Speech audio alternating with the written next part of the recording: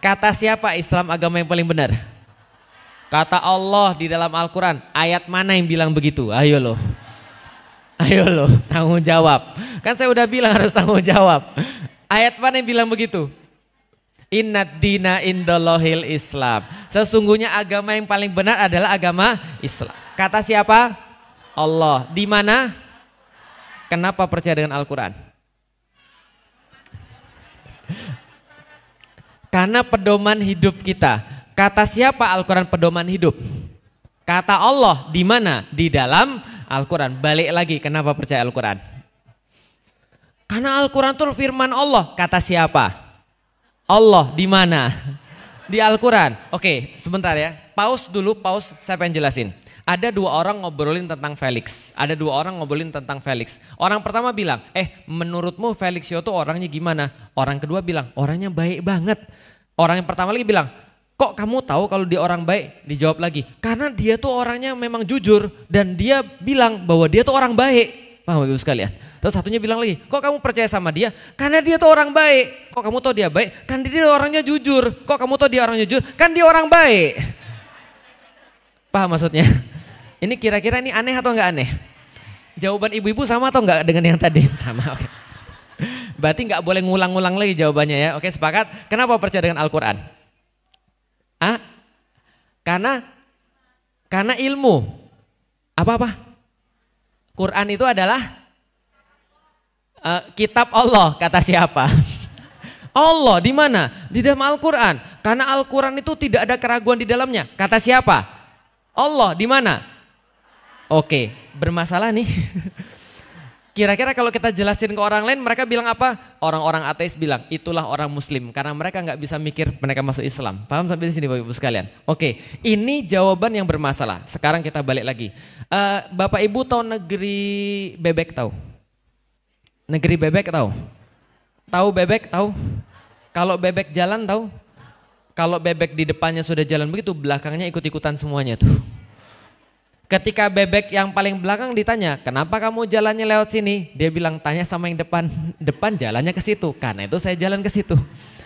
Yang depannya tanya sama depannya lagi, jawabannya kira-kira gimana?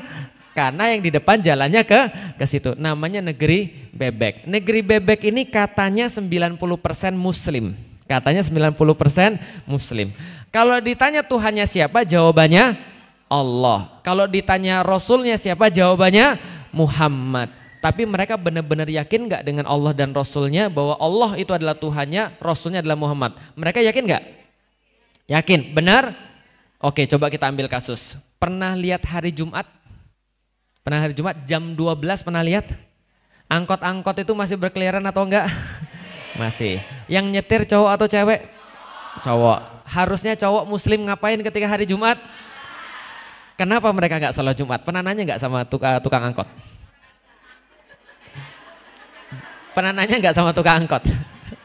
Pernah. Dia bilang apa? Ngejar setoran. Ngejar setoran bu, namanya juga nyari nafkah. Nanti kalau saya nggak ngejar setoran bu, saya nggak ada yang bisa dibawa ke rumah. Oke, kita bedah. Ini penting sekali supaya kita tahu tentang iman itu bentuknya seperti apa. Kita nanya pada tukang angkot, dia bilang ngejar setoran. Pertanyaan berikutnya, berapa uang yang bisa didapat? 1 jam lah ninggalin sholat Jumat dari jam 11:30 sampai 11:30, sejam narik angkot. Berapa kira-kira? Berapa Pak? Ada yang tukang angkot di sini? Ada nggak? Berapa kira-kira berapa? 100.000 sepakat? 10.000 kayaknya lebih deh. 100.000 sepakat? Berarti dia ninggalin sholat Jumat demi 100.000. Artinya coba dalami pemikiran saya. Dia ditanya Tuhannya siapa Mang? Allah. Rasulnya siapa? Muhammad sallallahu alaihi wasallam. Bahkan di mobilnya tuh ada itu loh, gantungan Allah dan Rasul itu loh. Nah, dia ditanya Tuhannya siapa? Jawabnya Allah. Rasulnya siapa? Jawabnya Muhammad. Tapi ketika dia disuruh milih 100.000 atau perintah Allah dan Rasulnya, yang dipilih Allah, Rasul atau 100.000? Perhatikan baik-baik, berarti keyakinan dia tentang Allah dan Rasulnya bisa diganti dengan duit berapa? Berarti iman dia harganya berapa? Paham sampai di sini? Paham?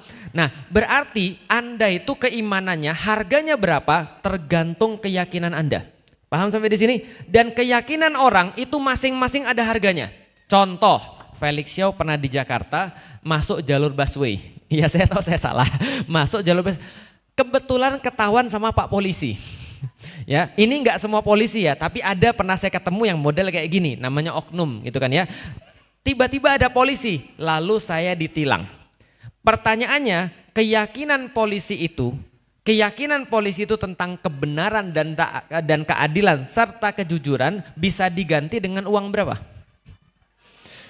Kira-kira 50.000? Nggak bisa. Mobil saya soalnya mereknya agak lumayan. Kira-kira berapa? Tergantung merek mobil dong. 50.000 itu kayaknya Avanza tahun 2010 kayaknya ya. Itu 50.000 dia mau. Tapi kalau misalnya lebih mewah mobil Anda, ini maka harus diganti dengan lebih tinggi. Oke lah 200.000, 300.000 bisa lewat. Tapi karena saya bilang mohon maaf Pak, saya nggak mau, udah ditilang aja. Tapi keyakinan dia bisa diganti atau tidak? Bisa. Semakin besar kasusnya, lihat ya, kayak tadi ya. Tadi kalau belanja online, semakin besar belanjanya kita semakin akan nyari keyakinan. Sama, semakin besar kasusnya maka keyakinan harus dibayar lebih mahal. Coba lihat, kalau kasusnya masuk ke hakim, memutuskan perkara-perkara sesuatu, itu bukan lagi 100-200 ribu. Tapi keyakinan hakim itu tentang kebenaran dan keadilan bisa diganti dengan duit puluhan juta. Paham sampai di sini? Kalau hakimnya Mahkamah Konstitusi bisa jadi puluhan miliar. Paham lagi sampai di sini? Berarti kita lihat ya, berarti keyakinan orang bisa diganti? Bisa. Kalau keyakinannya belum sampai 100%. Keyakinan 100% itu namanya akidah. Ulangi, keyakinan 100% namanya apa itu keyakinan 100%? Tidak tersisa lagi satupun keraguan di dalamnya. Enggak ada sisa keraguan, bulat 100%. Itu namanya akidah. Tapi kalau masih bisa digoyang sama orang, itu bukan namanya akidah. Oke, berarti kalau penduduk di negeri bebek tadi, kira-kira mereka itu yakin 100% atau tidak bahwa Allah itu Tuhan? Enggak. Kalau orang yakin 100% nanti beda jawabannya. Oke, kalau gitu kita lihat. Masuk ke contoh lagi. Coba kita lihat teman sekalian. Apa hasil keyakinan dengan orang yang enggak yakin? Saya sudah pernah ambil contoh, tapi saya ambil contoh lagi. Bapak ibu pergi ke dokter. Pengen menyembuhkan sakitnya bapak dan ibu sekalian. Ketika kita pergi ke dokter, maka kita akan nyari iman kepada dokter. Dalam tanda kutip. Dalam tanda kutip iman kepada dokter. Bisa difahami? Coba, oke kita ambil contoh. Ibu dan bapak datang ke tempat ruangan dokter. Sakitnya apa? Nggak tahu, tapi dada kiri saya tuh merasa sakit banget. Dan rasanya kayak ditusuk-tusuk jarum. Saya menduga kayaknya sakit jantung. Karena bapak saya sudah pernah meninggal karena sakit jantung. Dan kakek saya juga meninggal karena sakit jantung. Kemungkinan ini bawaan ibu khawatir bahwasanya ibu sakit jantung. Pergilah ke dokter jantung. Sampai depan dokternya, depannya sepi. Kemudian meja pendaftarannya dari kayu, sudah ada rayapnya. Lalu kemudian ketika ibu duduk agak deg-degan dikit, lewat kecoa gitu kan ya. Tiba-tiba dari sebelah kanan lewat tikus. Kira-kira perasaannya gimana sekarang? Masih mau masuk? Oh tapi kayaknya ini benar. Ini enggak salah dokter jantung. Iya benar dokter jantung ya. Terus masuk. Dokter bilang pegawainya bilang silakan masuk ibu, pasien berikutnya. Ibu masuk.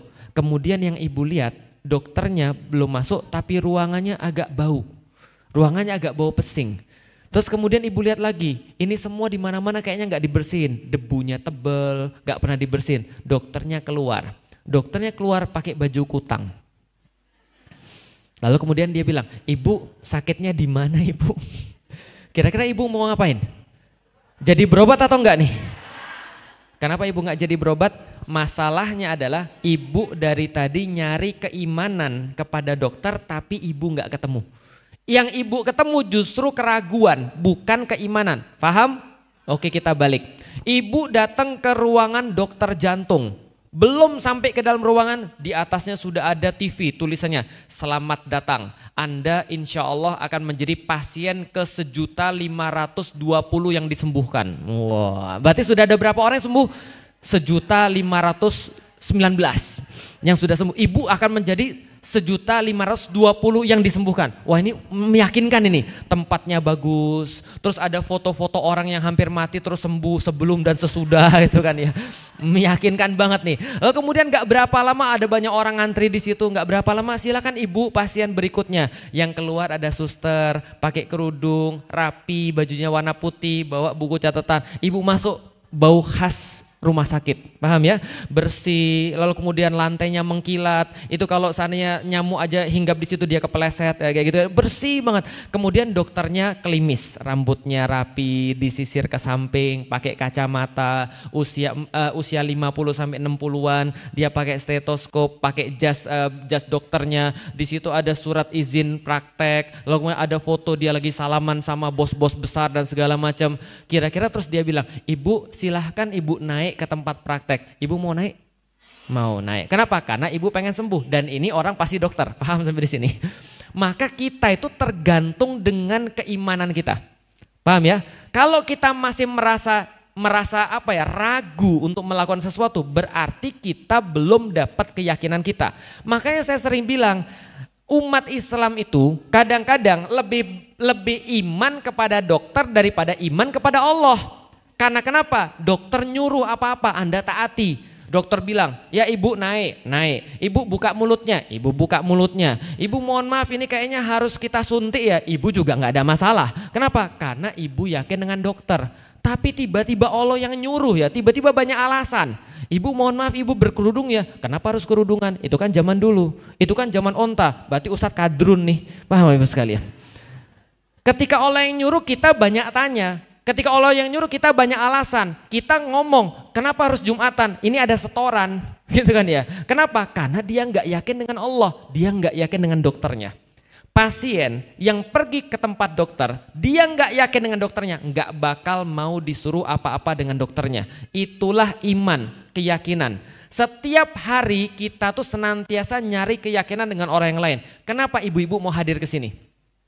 Kenapa ibu-ibu mau hadir ke Amultakin? Ada yang dari Liwiliang, ada yang dari Ciampea, ada yang dari mana, ada yang dari Depok, ada yang dari Jakarta. Kenapa ibu-ibu mau hadir di sini?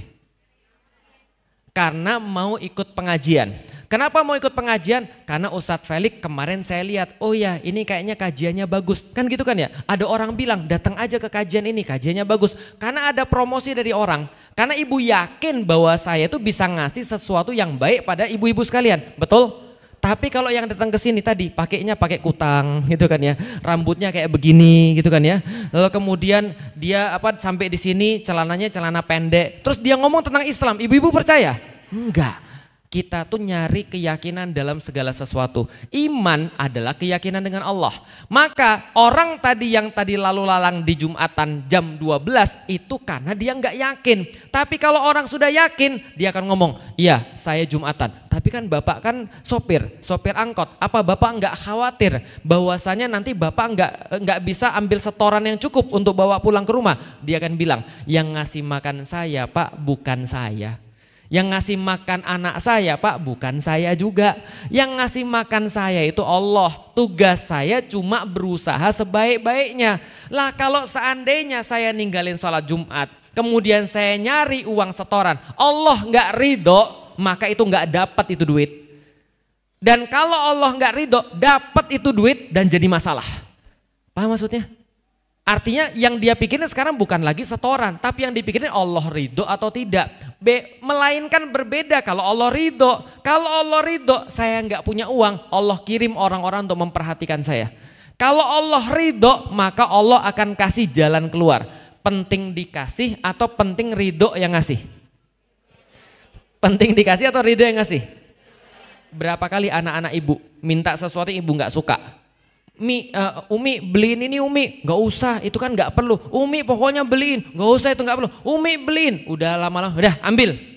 Ibu nggak ridho. Jadinya gimana biasanya anak itu? Biasa kejadian aja. Apa jatuh lah, atau hilang lah barangnya, atau membuat jadi sesuatu yang aneh dan seterusnya. Kenapa? Karena ibu nggak ridho. Tapi kalau orang tuh nggak dikasih dan ibu ridho, wah masya Allah. Lihat betapa banyak orang-orang yang hidupnya mudah karena ibunya ridho sama dia. Ridho itu lebih penting daripada dikasih. Makanya para sahabat tuh nggak pernah mentingin apa yang Allah kasih pada dia. Yang penting Allah ridho. Karena kalau orang itu sudah ridho, apapun akan dikasih pada dia.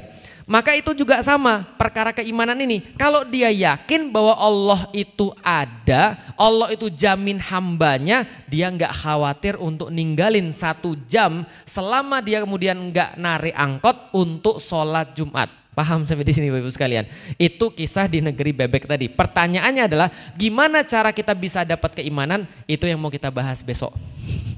Jadi untuk sampai saat ini ibu-ibu sudah dapat pentingnya iman. Kita apa yang kita tanam. Kalau kita tanam pohon mangga akan buahnya buah mangga. Jangan pernah nyalain sekeliling kita. Sekeliling kita tuh nggak pernah salah sama kita. Kita dilahirin sama siapa nggak pernah salah. Kita dilahirin di mana nggak pernah salah.